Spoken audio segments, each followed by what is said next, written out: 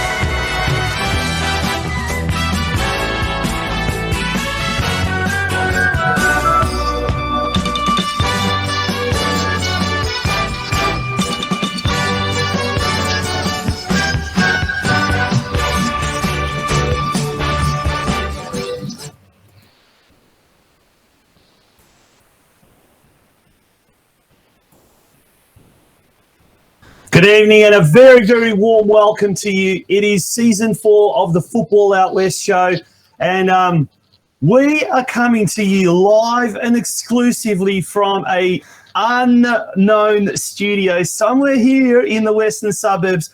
My name is Tonchi Prusak. To my right, to my immediate right, Steve Curtin, who is now a permanent member of the trio, and Craig Filer on the far end. Firstly, over to you, Craig. You've just come back from a nice little holiday, straight back into the cauldron, into the fire. Have a look at this. How good is this? I have. Evening, listeners. Welcome back, everybody. Yes, I've been on a lovely holiday for the last week.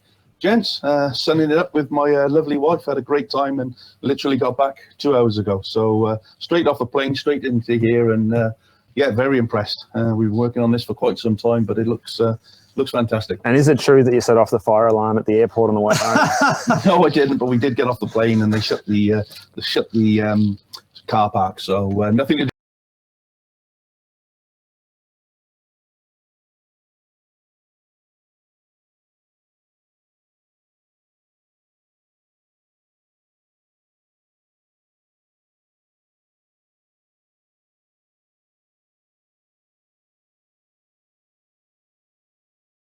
And here we go. We're going to pop ourselves back on.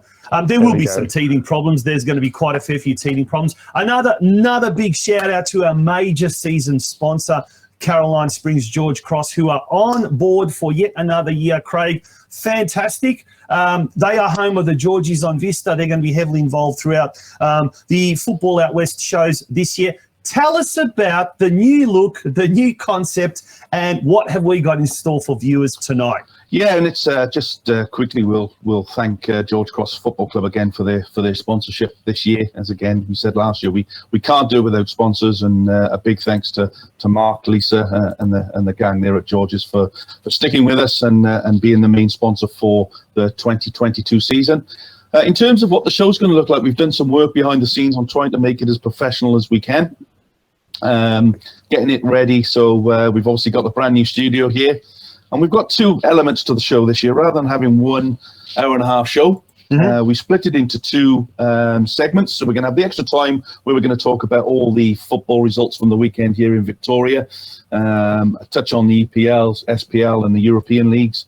And then the second part of the show at about 7:45 will be the press box, when we're going to get a distinguished guest to come in and talk football in whatever element that is for the second part of the show. So breaking it up into two 45-minute sections as you would in a game. Just as you would in a football game. Hopefully we're not going to have any extra time, and we certainly will not go to penalties, so it's going to be short and sharp. Our two guests for the first half are in the green room. They're ready to go. They're ready. They can't wait to get back into it. Folks, for you guys at home, look, we want you to be a part of the show as much as we are a part of this show and our guests are. So in the comments section, be sure to pop down any of your, what your thoughts are. We're going to be asking for regular feedback throughout the year. Certainly, first up, what do you think of the new look Football Out West show? We've got Alex Sivkorowski already jumping on the comments section. Thank you very much, Alex. He says the studio looks good. Now, Craig, you wanted to, before we go on, big shout out to one of our fans and one of our regular viewers, someone who's helped us a little bit behind the scenes, but also he was a member of the month at the Melbourne Victory. He was, and if you don't know who it is by then, it's a good friend and everybody's football friend. It's Brenton Ray. Brenton's been fantastic help over the last couple of days while I've been on my hollybobs, and he's sent us over all the results from the FFA Cup over the weekend, and this afternoon he sent us over all the night cup. So big shout out to Brenton. I know he's an avid listener and a great football person. Absolutely, Steve. Apart from, before we go on, folks, it's a big weekend. It's like the long weekend of football action. Mate, you called the Altona Magic game last night. We've got a little bit of footage of that. We might play that a bit later on. But tomorrow night, the Geelong Region Soccer Show is back. Yourself and myself will be in the hosting chair. Probably not as elaborate as this, but nonetheless, hopefully it's going to be good. What do you expect from season 2022 ahead? Oh, it's going to be a big season, and we're going to kick off with the Geelong Galaxies, our feature club, tomorrow night, and a great supporter of the show that they are, and they have been over the years. And if anything's to go by with them, they're going to have a big season. New venue, new strip they've got. Looking forward to speaking to the girls from Galaxy tomorrow night, and I think that'll be a great way to kick off the new season, Tonch. Yeah, with women's football is all the rage, I suppose, with next year the World Cup, so hopefully it's going to be a big year. Now, Craig, 75th year anniversary of our main sponsors, so we're just going to have a little bit of stuff there. You can become a member. There's some big stuff happening there at George Cross, but they're also, as we said, celebrating 75 year. There's a President's Luncheon happening on Saturday, March the 26th, and that is before, I think, one of the games there. And they are saying, come and join us. A lot of good things happening there at Fraser Rise. Did you want to say something about that as well, the luncheon there? Yeah, look, it's always a good event. I know it's always packed. Mark and the team, they do a great job of that. So if anybody wants to get involved, get in contact with them. George's on Vista, and I'm sure they'll be able to save some seats for you. It's a good afternoon. I'm not sure what guests Mark Sultana has, but I'm sure it'll be a good afternoon and a good kick-off to the evening's game. Yeah, as we said, this episode is sponsored by 5 AAB Transport. I think they're in Somerville. Folks, jump on board. We want your clubs, we want your businesses to sponsor this show, because as you can see, we are trying to create something bigger and better and something unbelievable. And the Football Out West show, we just cannot survive without the support and the gratitude of the clubs, as well as a lot of the small businesses. Guys, don't go away. We've got a couple of messages from our sponsor, from our episode sponsor. When we return, it's straight into the news desk, so don't go away.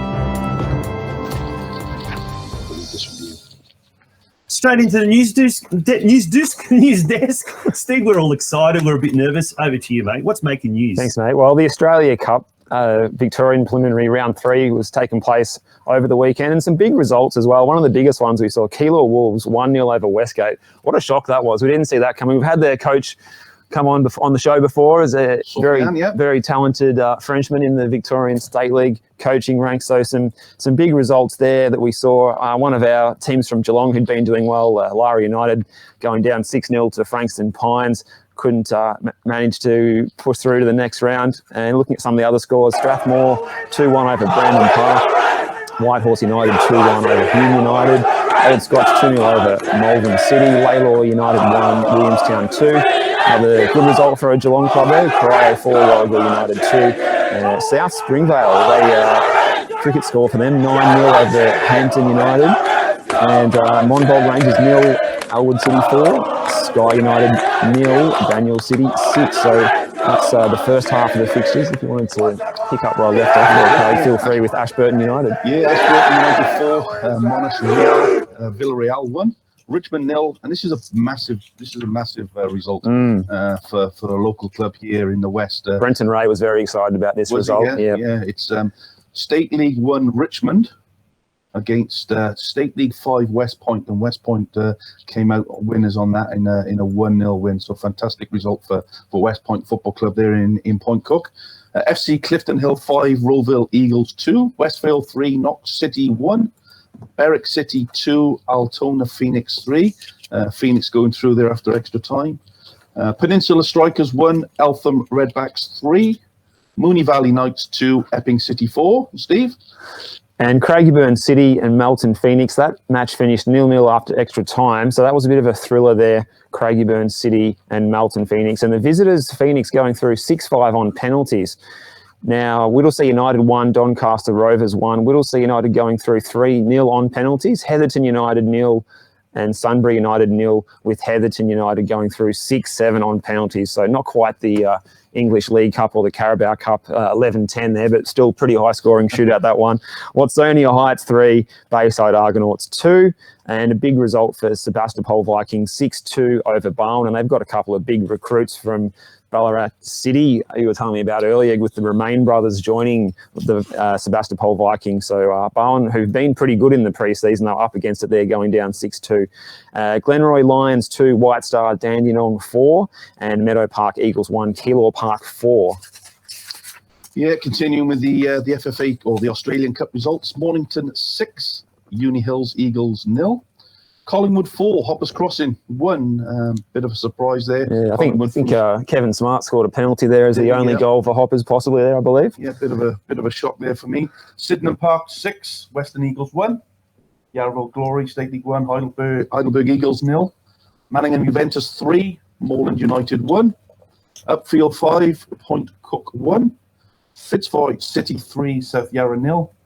Monash University 2, Riversdale 0. Moonee Ponds United 2, Bentley United Cobras 4 after extra time. The big game of the round was Caroline Springs George Cross 1, Essendon Royals 2. And we'll be hearing from the Essendon Royals assistant coach Davey Van Schip very, very shortly. And we do have a little bit of footage of that game as well. So stay tuned, folks. You'll be able to see some footage from that game as well. Yeah, obviously the standout tie of the round. Sandringham versus Brimbank Stallions. Unfortunately, that was abandoned in the first half due to an injury. I believe it was a leg break to Robbie D'Angelo. So wish Robbie and Sandringham all the very best, and hope you get back to full fitness as soon as you can. And then obviously there's a couple of games today, but we haven't had those results come through to us. Yes, I'm sure Mr. Ray's on it. That's right. If you've got those scores from Mazenod versus Mildura City, so a long trip there for that one, taking place earlier today. And then tomorrow night we've got a game still to come. Bundura Kerry Eagles, they're going to be playing Diamond Valley United at the Veneto Club under lights tomorrow night. So a good one to get along to if you're in the area. A lot happening. We've got the Australia Cup, now known as, used to be known as the FFA Cup. We had the Nike FC Cup, which we'll talk a little bit later on. And then obviously we've got the NPL Victoria. Gents, let's move on to the NPL Victoria competition. And then we've got our first guest about to come on. So shall we mention some of the scores that happened over the weekend? Yeah, sure. Well, it was a real round of upsets for me, Tonchi. One of the big ones that we'll get to shortly was St Albans going to Avenger Park and getting a 1-0 win over Avondale. Quite a surprise there. But also on Friday night, we saw Dandenong City getting their first win of the season as well, which was quite an upset. And last night I was on hand as well to see what was probably another upset with Eastern Lions getting a 1-0 over Altona Magic with a goal really against the run of play, headed by Ryan Losty that was very well timed. Another bit of an upset as well. Green Gully, they'd started the season like a house on fire. They'd had 2 wins from 2. They went down to Port Melbourne, though, at 2-0 there at JL Murphy last night. Oakley Cannons getting a second good win on the bounce there, 2-1 over Dandy Thunder. And South Melbourne continuing on consistent form there, 2-0 over the Knights. And that other result we alluded to earlier, Dandenong City 2-1 over Hume City. So big surprise there. And also Heidelberg United not doing so well, are they, Craig? They went down 1-0 to Bentley Greens. They've got no points for the season so far. Yeah, so to start on Heidelberg there, it's they seem to have the same start every year. If my mind is correct, they don't have a good start to the season, and all of a sudden they start coming good and put 6 or 7 results on the bounce. But yeah, looking at them at the bottom, probably not the team you would have thought would have been up there after 3 games, no wins. Eastern Lions, big result for them yesterday down at Paisley Park against Altona Magic, and Hume is the other one, Steve. Down there, we were lucky enough to watch Hume last week against Magic, and I think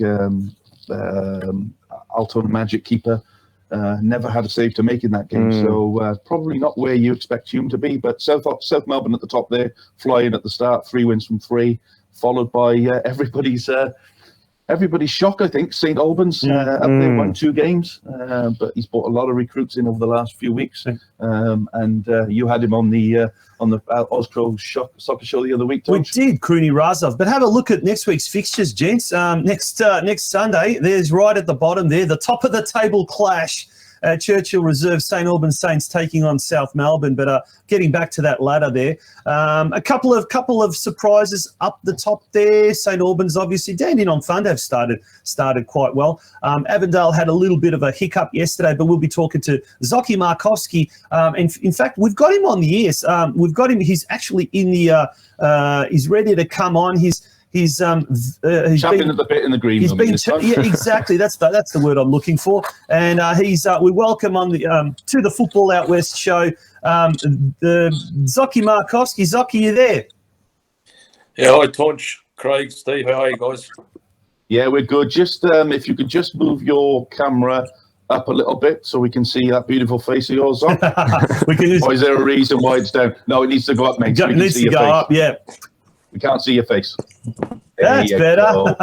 No, I prefer the other version now. He's gone a little bit too I was only trying to get Zoki, how are you, mate? How's things? First of all, welcome to the Football Out West show. And he's just, we've got the top of the cap there. Yeah, down a bit more, so, mate. we're almost getting closer. Tiny bit more. Closer. Keep going.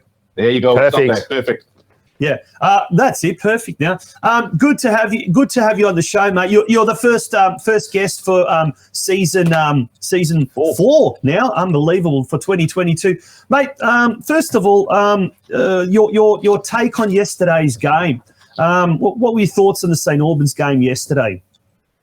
Yeah, no, first of all, guys, thanks for having me on the show. I really appreciate it. We knew it was going to be a tough contest against St Albans Tonch. They've come off a great win against Dandy City and even got a great result at Port Melbourne away. So we respected St Albans going into the game, and we self-destructed a little bit with the goal they scored. They hurt us in transition. We had numerous opportunities in the first half, but full credit to St Albans. They come there resilient, they were disciplined, and walked away from Avenger Park, taking away the 3 points. Now, Zoki, it's Steve here. Did the Saints bring anything in terms of game style that you weren't expecting, or you and the coaching staff maybe weren't expecting yesterday? And will there be anything to work on from the weekend's match on the training ground this week? Steve, we basically worked on. We knew St Albans was going to set up with 2 defensive blocks, and they'll come there to pinch a point, and obviously they've taken away 3, but. The way they set up, we worked on it during the week with the coaching staff and the playing group. And I think in the first half, even though they scored after 15, 16 minutes and took the 1-0 lead, I think we controlled that game. We controlled possession. We had 75 to 80% possession. But in the second half, we were rushing it too much. We were forcing too many balls out wide. We weren't breaking lines. We were too static.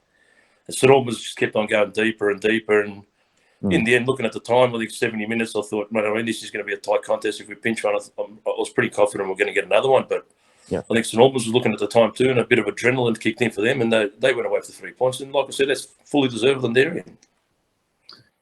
On Vista is in the heart of Fraser Rise. You'll find us at Caroline Springs George Cross.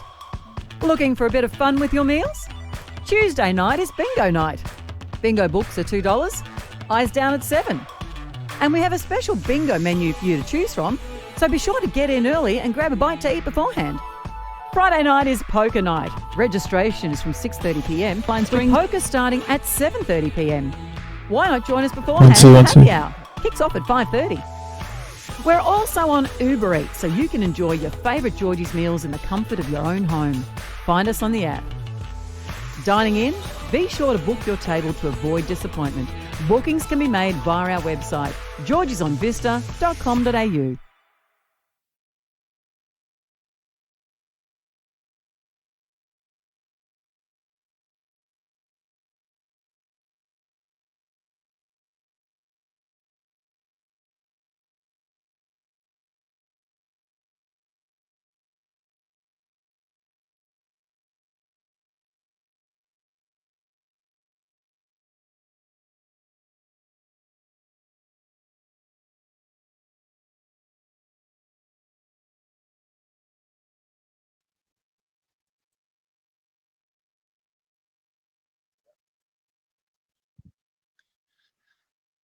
Good evening, and we're back now. Football Out West. Hopefully, you guys can hear us. It's been a bit of a teething problem, I suppose, if anything else, if that's the best way to explain it.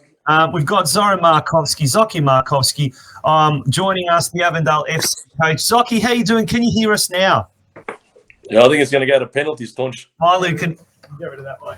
Yep, we can hear that. Yep. Okay, awesome. Awesome, mate. Let's get back to where we were talking about. Now we were talking about Craig. You were here. You had the question. Yeah, I was just going to ask you, Zoc. How's the squad shaping up? How are they feeling? Pretty happy with where they are at the moment. Obviously, the loss yesterday wouldn't have helped, but compared to where you have been, and obviously pre-season and stuff, are you in a good position? Are you in a good place? Yeah, I'm in a good place, Craig. I think the team going injury-wise, I think we're not in a good position at the minute. But I think in 2-3 weeks we'll have pretty much a 20-man squad to pick from. I think going into round one, I've went in with about 7-8 players that are first-team starters, and that's against Bentley and Melbourne Knights. I didn't have Yusuf Ahmed, Stefan Zinni, Phil Reckerbean, Matthew Reid, Blake Carpenter, Dylan Jacoby. Valentini's been on the bench. They had a few boys out, so in 2-3 weeks' time, we'll have everyone back. And you just mentioned all those players there. All of those are good enough to play in any starting lineup within the NPL. So it just shows how strong your squad is. A lot of depth there. This season. I said to a good friend of yours, Eric Vasiliadis, the other week that you haven't brought many players in. You're not a club that brings lots of players in during the pre-season. You like to have the same sort of settled squad. Is that been the reason why over the last few years you've been settled? Yeah, I think it has, Craig. That's played a massive part in that. We always added 1 or 2 extra. Like last year, in the transfer window, signed a great number 6 in Mario Barcia from New Zealand, and obviously only brought in Bon Scott as well. And this year I've got signed 3 young boys, a centre half from Adelaide, Kalulu Kamara, that's come from Metro Stars, and Manny Aguk that was at Central Coast, previously at Western United, and Liston Diaz that's been on Melbourne Victory's youth books and Port Melbourne senior squad. So they're the only 3 signings I've brought in. But I'm a firm believer of, even when I took the job over, I think I had a plan for 3 to 5 years to hopefully take this team to win a trophy. And I think we're on the verge of doing that last year, but obviously the season got called off. So yeah, we're pretty confident going into 2022 as well, Craig. But we hit a speed hump on the weekend, but we'll regroup and go again. Yeah, as good teams do. Zoki Tonchi here. The Doherty Cup win over Hume City in December. How important was that win to the players after the events of the cancellation of the 2021 season, in which Avondale FC dominated so well? Yeah, I think that was to win the Doherty Cup, one of the most prestigious trophies in Victorian football, is massive for the Avondale Football Club, and I think this group really needed to win a grand final. Obviously, losing 2 previously. one to Heidelberg, one to Bentley on penalties. And for this group that I brought in 2019 and signed eight, 9 new players to win a trophy after a couple of years is a fantastic achievement. And we're on the verge of doing something special here, and it's just going to take a lot of hard work and by everyone involved, coaching staff and players. But we're on the right track at this club. Now, following on from that question from Tonchi there, Zoki, was the pre-season a bit different, a bit strange this year with having those big fixtures in December, that Doherty Cup final, which took a lot of, we've taken a lot of energy out of the squad, and also the FFA Cup against Wellington Phoenix in December. Did that mean that your pre-season preparations looked very different coming into this season? Yeah, it's a great one, Steve. I fully agree with you there. It did play a massive part, I think, on the boys, especially not knowing the set dates for the fixtures, especially Devonport, and then they pulled out. We didn't know when we were going to play them. We didn't even know the Wellington date. So the players, we got an exemption by the Vic government to train because we're playing in the FFA Cup. So training, pretty much we do a 5-week pre-season and have a 2-week break and come back for 5-6 weeks in January. And to start in September or start planning for games against Devonport, nearly went for 10, 11 weeks, and the guys not knowing the set date really took a toll on them. And as soon as we got that date, obviously we got up for the Doherty Cup final against Hume, but I think I got overwhelmed against Wellington. Going back to your recruits, led by Manny Aguk, how are they all settling into the club? They've obviously been incorporated into the lineup over the last couple of weeks, but how the boys settled in? Yeah, settled in well, Craig. I think Manny Aguk's got great talent. Even before he went to Western United, he trained with us for 3-4 weeks and was going to sign with us, but got an offer to go in the youth team at Western United. He settled in really well. So was Kalu Kamara from Metro Stars from Adelaide, big central defender, and Liston Dares was the last minute signing, and he's a great kid as well. So the culture I tried to build at Avondale is just, you can see other clubs are just signing players left, right, and centre. First and foremost, for me to bring players in at Avondale, you've got to be a good person as well. Yeah. Talented football is another thing, but once you're a great human being and you're fit in the squad at Avondale, there's no issue there. Yeah, and that's a big thing, isn't it? Finding people that are good people first and working with them. If they've got something about them, they're going to be good anyway. But if you've got somebody that's got a pretty crap attitude but is a good football player, they can cause problems within the club themselves. So, good job.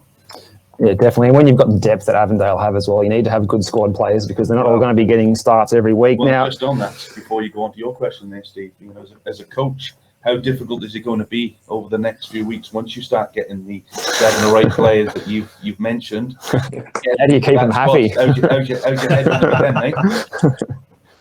Yeah, that's going to be a tough one, but it's always good to have headaches as a coach. You know yourself, Craig, you're a coach as well, and when you got a deep squad, you can plan for the weekend's fixture even more because everyone's fighting for a position, especially at Avondale. You've got players there that don't want to leave for a reason because we've got a good squad and a good culture that we build there, and it's going to be tough. But that's my decision in the end. We're going to have 3-4 players missing out every week and 3 playing in the reserves. But competition is always healthy when you've got a decent squad, and that's going to hopefully take us to success in 2022.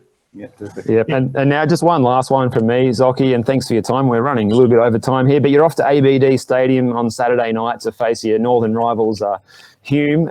They had a bit of a shock loss on the weekend to Dandenong City. What are you expecting when you come up against them? It's always a good match when you two do battle.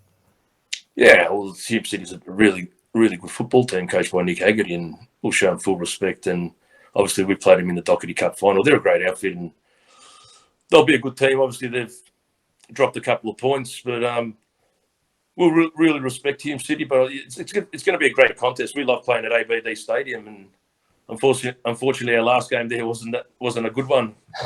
Copping 4 goals to Wellington, but hopefully we can turn the table there and get a good result against Hume. Yeah, just final one from me, Zok. Obviously, the NPL has been going now for a number of years. I think we can all see that the quality now is starting to grow. Seen a lot of players coming in this certainly in this off season now that the borders have opened up. How good a standard do you see the NPL?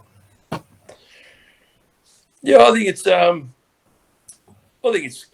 it's decent, Craig. I think it could get better. I think there's decent players in the lower leagues here. I think that we need to nurture through. Even State League 1 players, you need to give an opportunity. I think there's a lot of clubs chasing players from interstate. We need to look in our own backyard and develop a few boys here and because they're Victorian kids. I think we should know. I mean, it's our league. It's a Victorian NPL, and I think the more players we develop in our own backyard, the better the league will be. Yeah, totally agree. Awesome. Zoki, thank you very much for your time. Thank you for your patience. We're going to have to leave it there. We've still got Davey Schip to come on and talk about the Australia Cup. But we hope to hear a lot more from you in the season ahead, and all the very best wishes for the year ahead, Zoki. Thanks a lot, gents. Appreciate you having me on today. Thanks, Doc. Thanks, Doc. That was Zoki Markovski, the head coach of the men's NPL side.